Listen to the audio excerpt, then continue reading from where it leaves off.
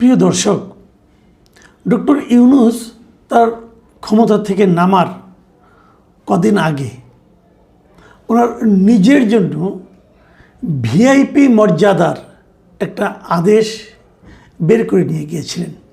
মানে এভাবে বের করেছিলেন যে উনি ক্ষমতা থেকে চলে যাওয়ার পরও 1 বছর উনি ভিভিআইপি মর্যাদা পাবেন এবং ওনাকে নিরাপত্তা দেওয়ার জন্য এসএসএফ ওনার সঙ্গে সার্বক্ষণিকভাবে থাকবে এবং রাষ্ট্রের যে কোনো জায়গায় উনি যখন যাবেন তখন সেই অতি গুরুত্বপূর্ণ ব্যক্তি হিসাবে বিবেচিত হবেন এবং সেভাবে উনি নিরাপত্তা পাবেন।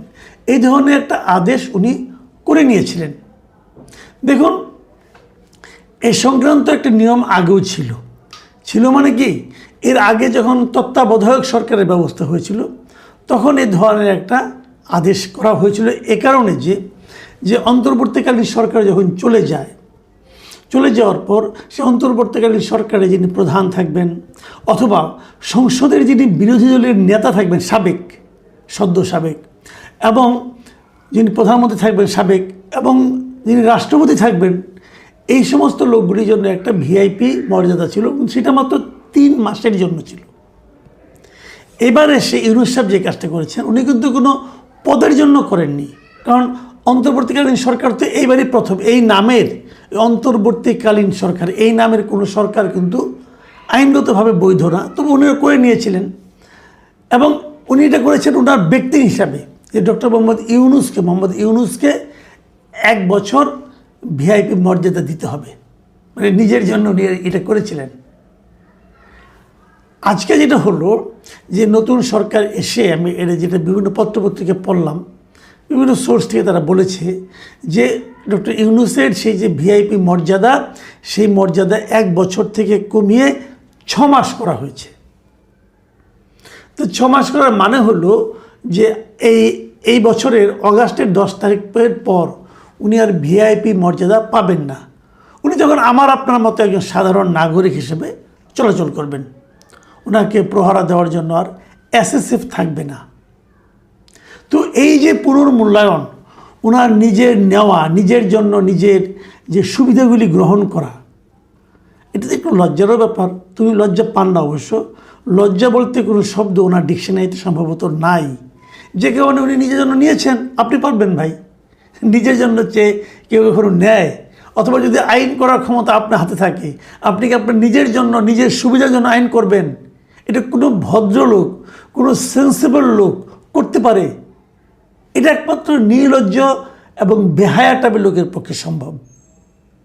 যা হোক উনি করেছিলেন, সেটা সরকার কিন্তু প্রত্যাহার করে নিয়েছে। এই যে সরকার প্রত্যাহার করে নিয়েছে, কেন নিয়েছে আমি এই জায়গাটাতে প্রশ্ন করতে চাই। সরকার কি ইউনূসকে শত্রুপক্ষ মনে করে? আমার কিন্তু তা মনে হয় না। তাহলে সরকার এটা কেন করলো? সরকার এই কারণে করেছে যে যদি এটা তারা করে তাহলে কিন্তু ওই প্রশ্নটা ওঠে যে তাহলে রাষ্ট্রপতি কতদিনে পাবেন? উনিও তো এক সময় হবেন, অবসরে যাবেন, অথবা বিরোধী দলের নেতা কতদিনে পাবেন? এই যে প্রশ্নটা উঠছে, ওনারা পাবেন কম 6 মাস অথবা 3 মাস, আর উনি পাবেন 1 বছর। কেন? এবং একজন ব্যক্তির জন্য একটা আইন করতে হবে কেন? এই প্রশ্নগুলোর জন্য একটা শোভন একটা সমাধানের জন্য আমার ধারণা সরকার ওনারটা কমিয়ে এনেছে। আচ্ছা, এটা কি ডক্টর ইউনূসের জন্য একটু লজ্জার ব্যাপার হলো না? সাধারণত তাই মনে হয়, কিন্তু ওনার লজ্জা হলো না। উনি তো লজ্জা না পাওয়ার সিদ্ধান্ত নিয়েছেন। উনি তো সিদ্ধান্ত নিয়েছেন যে আমি লজ্জা পাবো না। তো আপনি ওনাকে লজ্জা দেবেন কীভাবে? আপনি দিতেও পারবেন না। কিন্তু আমার কিন্তু অন্য জায়গায় একটা প্রশ্ন। আমার প্রশ্ন এই যে বর্তমান সরকার অন্তর্বর্তীকালীন সরকারের বিভিন্ন সিদ্ধান্তের একটা পুনর্মূল্যায়ন করছে, এইটা খুব জরুরি। এটা খুবই জরুরি। অন্তর্বর্তীকালীন সরকার যদি কোনো সিদ্ধান্ত নিয়ে থাকেন যেটা নাকি ভালো থাকবে, যেটা নাকি খারাপ বাতিল হবে, যেটা নাকি কিছু ভালো কিছু খারাপ সেটা পুনর্মূল্যায়ন হবে, এরকম হওয়া উচিত। সারা দুনিয়াতেই হয়। পূর্ববর্তী সরকারের সিদ্ধান্তগুলো তারা চেক অ্যান্ড ব্যালেন্স করে। আরেকটা জিনিস করা উচিত, সেটা হলো যদি অনেকের বিরুদ্ধে এরই মধ্যে আমরা দেখতে পাচ্ছি অনেক উপদেষ্টাদের বিরুদ্ধে নানা ধরনের দুর্নীতির অভিযোগ উঠছে। অলরেডি উঠতে শুরু করেছে। ডক্টর ইউনূসের বিরুদ্ধে কিন্তু উঠেছে। ডক্টর ইউনূস কী করেননি? ডক্টর ইউনূস নিজের নামের যতগুলি মামলা ছিল, নিজের এবং তার প্রতিষ্ঠানের নামে যত মামলা ছিল, উনি প্রধান উপদেষ্টা হওয়ার সঙ্গে সঙ্গে সবগুলি মামলা প্রত্যাহার করে নিয়েছেন নির্বাহী আদেশে। কিন্তু তো মামলা যদি হয়ে থাকে প্রত্যাহার কেন হবে? মামলা চলবে। হ্যাঁ, মানলাম যে শেখ হাসিনা তার বিরুদ্ধে মামলাগুলো যদি অন্যায়ভাবে দিয়ে থাকে, সেটা আদালতই বলুক যে এই মামলাটা অন্যায়ভাবে দেওয়া হয়েছে, আপনি প্রত্যাহার করে নিলেন কেন? তার মানে আপনার মনে দুর্বলতা আছে। আপনি জানতেন এই মামলাগুলো ঠিকভাবে যদি আদালতে উঠে এবং যদি দুই পক্ষের লোক কথা বলার সুযোগ পায়, তাহলে হয়তো আপনি দোষী সাব্যস্ত হবেন। এই ভয়ে আপনি নিজে মামলাগুলোকে আগেই উঠিয়ে নিয়েছেন। আমি মনে করি সেই সমস্তগুলি মামলা পুনর্জীবিত করা উচিত। মামলাগুলি চলুক। আমি চাই যে আদালত থেকে, উচ্চ আদালত বলেন, নিম্ন আদালত থেকে ডক্টর ইউনূস যদি সৎ হয়ে থাকেন তো উনি নির্দোষ প্রমাণিত হয়ে বেরিয়ে আসবেন। সেটা হবে সবচেয়ে ভালো। নইলে কী হবে, সাধারণ মানুষ ভাববে যে ডক্টর ইউনূস নিজের ক্ষমতা বলে তার বিরুদ্ধে আনিত প্রকৃত সত্য মামলাগুলি উনি চেপে গিয়েছেন, সরিয়ে নিয়েছেন। এই ভাবনাটা কিন্তু ডক্টর ইউনূসের জন্য সম্মানজনক হবে না। কাজে আমি মনে করি ডক্টর ইউনূসকে যদি প্রকৃতপক্ষেই এই সরকার সম্মান দিতে চায়, তাহলে এই প্রত্যেকটা মামলা আবার পুনর্জীবিত করা দরকার। পুনর্জীবিত করে যেখান থেকে উনি প্রত্যাহার করেছিলেন সেখান থেকে মামলাগুলো বাকি সময়টুকু চলা উচিত। এবং যে যে তথ্য প্রমাণ সরকার দিবে, যে যে তথ্য প্রমাণ আছে, যে যে তথ্য প্রমাণ ইউনূস সাহেবের পক্ষ থেকে দেওয়া হবে, সবগুলো নিয়ে বিচারক সুবিবেচনার মাধ্যমে একটা সুবিচার করবেন। ওনার মতো সম্মানিত লোক যদি কোনো অন্যায় করে না থাকেন, উনি সগৌরবে সসম্মানে মুক্তি পাবেন। আমরা ওনাকে হাততালি দেব, ওনাকে সম্মান দেখানোর একটা সুযোগ পাবো আমরা। নাহলে তাকে সন্দেহযুক্ত অবস্থায় কিন্তু উনি থেকে যাবেন। এটা ঠিক হবে না।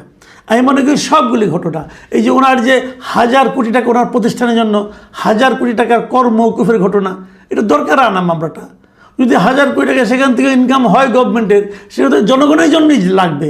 আর উনি তো জনগণের জন্যই কাজ করেন, সমস্যাটা কোথায়? কাজেই আমি মনে করি এই মামলাগুলো পুনর্জীবিত করা দরকার। ডক্টর ইউনূসের ব্যাপারে আরও কিছু অভিযোগ আমার আছে, আমি একটু পরে বলছি। তার আগে বলি যে আমাদের কেবল ডক্টর ইউনূস না, আরও অন্যান্য যারা আছেন, আপনার যারা উপদেষ্টা আছেন, তাদেরও অনেকের বিরুদ্ধে কিন্তু এরই মধ্যে অভিযোগ আমরা দেখতে পাচ্ছি। দুদকে অনেক অভিযোগ এসেছে। যেমন ডক্টর আসিফ নজরুলের বিরুদ্ধে, ওনার বিরুদ্ধে প্রায় দুর্নীতির অভিযোগ উঠেছে, প্রায় 100 কোটি টাকার দুর্নীতির অভিযোগ দুদকে কিন্তু এসেছে। সত্য মিথ্যা আমি বলতে পারবো না, আমার বলার দরকারও নেই। আমি জানতে চাচ্ছি যে এই মামলাগুলো, এই অভিযোগগুলো দ্রুত খতিয়ে দেখা হোক। যদি উনি নির্দোষ হয়ে থাকেন তো খুব ভালো, ওনাকে মুক্তি দিয়ে দেন। ওনাকে বলেন ওনার বিরুদ্ধে আর কোনো অভিযোগ তোলো, তো এই অভিযোগগুলো আর তোলা যাবে না। অন্য অভিযোগ থাকলে উঠবে, উনি নির্দোষ প্রমাণিত হবেন, উনি বুক ফুলিয়ে সমাজে হাঁটবেন। এখন যেরকম চোরের মতো লুকিয়ে থাকেন, ওরকম তো থাকতে হবে না। একই কথা আসিফ মাহমুদ সজীব ভুঁইয়ার বিরুদ্ধেও, ওনার ব্যাপারেও দেখলাম একজন লোক আগে এক সময় মুনতাসির মাহমুদ না কি যেন নাম, এক সময় ওনার সঙ্গে ছিলেন, ওনাদের সঙ্গে, এখন আলাদা হয়ে গিয়েছেন। উনি দেখলাম ফেসবুকে বলছেন যে মুনতাসির, এই আসিফ মাহমুদ যদি মেয়র ইলেকশন করে তাহলে উনি নাকি তার সব ফাঁস করে দেবেন। তো ওনার কাছে নিশ্চয়ই তথ্য আছে, তো সেগুলিও ওনাকে ডেকে জিজ্ঞাসা করা হোক, কী কী তথ্য আপনার কাছে আছে, ওগুলো আমাদেরকে দেন। কারণ আমরা চাই যে প্রত্যেকটা উপদেষ্টা তাদের কর্মকাণ্ডের কী তারা করেছে, ভালো কি মন্দ, সেগুলো নিয়ে আলোচনা হোক, সেগুলো নিয়ে বিচার বিশ্লেষণ হোক। যে সমস্ত অভিযোগ তাদের বিরুদ্ধে উঠেছে সেগুলো একটা সুরাহা হোক। যেমন এই যে সংস্কৃত উপদেষ্টা ছিলেন মোস্তফা সরোয়ার ফারুকী, উনি আর যে সমস্ত কাহিনী শুনলাম এর মাঝখানে, আপনার জুলাই জাদুঘর নিয়ে যা শুরু করছেন উনি নাকি ভুয়া সীমানা প্রাচীর দেখিয়ে নাকি 64 লাখ টাকা বিল নিয়ে নিছেন। প্রতিদিন নাকি তার আপ্যায়ন খরচ ছিল 1,18,000 টাকা। ভাবুন একবার, আমাদের বর্তমান প্রধানমন্ত্রী নিজে তার এখানে ওনার অফিসে যারা আছেন সবার জন্য আপ্যায়ন খরচ হলো সারা দিনে, দুপুরে এবং বিকেলের নাস্তা, সব দুপুরে খাওয়া এবং বিকেলের নাস্তা। এই জন্য ওনার বাজেট হলো মাত্র 150 টাকা। আর সেখানে একজন সংস্কৃতি বিষয়ক উপদেষ্টা ফারুকী সাহেব এবং তার অতিথিদের আপ্যায়ন খরচ ছিল দৈনিক 1,18,000 টাকা। ভাবা যায়। আমি মনে করি এগুলো খতিয়ে দেখা উচিত। এই অভিযোগগুলো যদি মিথ্যা হয় তাহলে উনি সম্মানিত হবেন। যদি মিথ্যা না হয় তো জনগণের অর্থ অপচয়কারীর শাস্তি হবে। দুটোর একটাই তো হওয়া উচিত। সন্দেহ নিয়ে আমরা থাকতে চাই না, আমরা সকলের সন্দেহের অবসান চাই। উনি চোর নাকি উনি সাধু, এই অবসানটাও চাই। আমরা সিদ্ধান্তে আসতে চাই যে এই লোকগুলি এক একটা বড় বড় চোর ছিল, দাগি চোর ছিল, সিধেল চোর ছিল, এটা জানতে চাই। অথবা তারা এক একজন মসজিদের ইমাম ছিল, মসজিদের মুয়াজ্জিন ছিল, খতিব ছিল কিনা সেটাও জানতে চাই, জানা দরকার। আরেকটা কথা আমি আগে একবার বলেছিলাম যে একজন সাবেক সচিব যিনি বেগম খালেদা জিয়ার সঙ্গে চাকরি করতেন, ওনার সহকারী ছিলেন, এই যে ABM আব্দুস সাত্তার, উনি কিন্তু বলেছিলেন যে ওনার কাছে 8 জন উপদেষ্টার দুর্নীতির তথ্য প্রমাণ আছে, গোয়েন্দা রিপোর্ট আছে। তো উনি তো এখন প্রধানমন্ত্রীর সঙ্গে আছেন, সচিব হিসেবে আছেন, খুব গুরুত্বপূর্ণ জায়গায় আছেন। তো উনি ওই 8 জন সচিবের ওই দুর্নীতির অভিযোগগুলো বের করেন না কেন? নাকি ওইগুলো হাওয়ার উপরে মেরেছিলেন? যদি হাওয়ার উপরে মেরে থাকেন তাহলে ওনার মতো লোককে এত গুরুদায়িত্ব দেওয়া ঠিক হয় নাই। আমি প্রধানমন্ত্রীকে বলছি, আপনার উচিত হয় নাই এরকম একজন লোককে, যে নাকি হাওয়ার উপরে কথা বলেন, তাকে দায়িত্ব দেওয়া। আর যদি ওনার তথ্যগুলো সঠিক হয়ে থাকে, উনি চেপে রাখার অপরাধী। কতগুলি চোর যারা দেশের অর্থ চুরি করেছে সেই তথ্য তার কাছে আছে, কিন্তু উনি চেপে রাখছেন। এটা অন্যায়। অন্যায় যে করে সেও অপরাধী, অন্যায় যে সয় সেও অপরাধী। উনি কোন অপরাধী আমি জানি না, কিন্তু এটা সুরাহা হওয়া উচিত। যদি উনিগুলো প্রকাশ করেন, বিচার হয়, তাহলে ওনাকে সাধুবাদ দিব। আর যদি বিচার না হয়, প্রধানমন্ত্রীকে অনুরোধ করব এই ধরনের সন্দেহযুক্ত লোককে আপনার সামনে রাখেন না, আপনার সঙ্গে রাখেন না। তো এখন কোনটা আমি জানি না, কিন্তু আমরা এগুলো সুরাহা চাই। আমরা জানতে চাই যে আসলে কে অপরাধী ছিল, কে দুষ্ট ছিল, কে দেশের ভালো চেয়েছিল।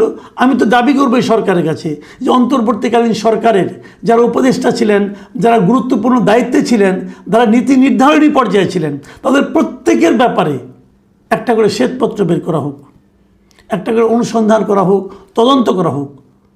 তারা যদি ভালো কাজ করে থাকেন ধন্যবাদ, যদি খারাপ কাজ করে থাকেন নিন্দা। আর যদি এগুলো তদন্ত না করা হয় তাহলে সরকারের জন্য নিন্দা। প্রিয় দর্শক, এখন এ পর্যন্তই। আল্লাহ হাফেজ।